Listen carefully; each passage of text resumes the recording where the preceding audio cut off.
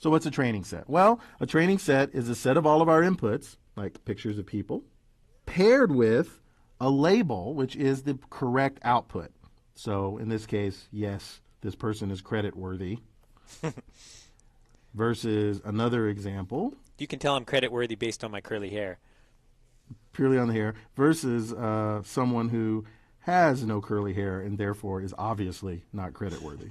And if you give bunches of examples of input and output pairs, that's a training set. And that's what's going to be the basis for you figuring out what is the correct concept or function. I see. So instead of just telling me what tall means, you're going to give me lots of examples of this is tall, this is not tall, this is tall, this is tall, this is tall, this is not tall.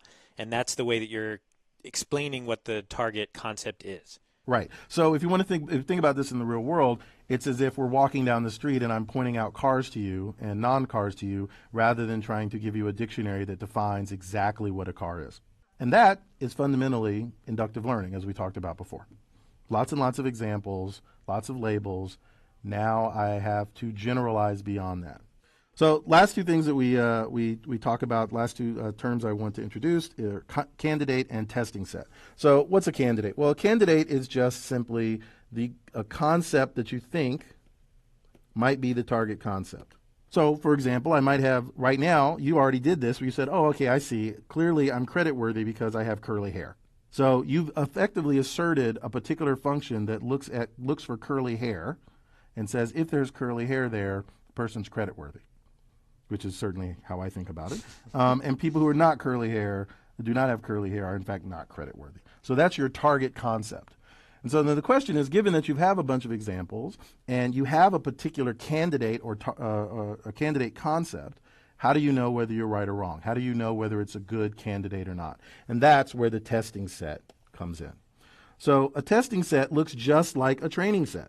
So here, our training set will have pictures and whether someone turns out to be credit worthy or not. And I will take your candidate concept and I will determine whether it does a good job or not by looking at the testing set. So in this case, because you decided curly hair matters, I've given you two examples from a training set, both of which have curly hair, but only one of which is deemed credit worthy, which means your target concept is probably not right. So to do that test, I guess you can go through all the pictures in the testing set, apply the candidate concept to see whether it says true or false, and then compare that to what the testing set actually says the answer is. Right, and that'll give you an error. So, by the way, the true target concept is whether you smile or not.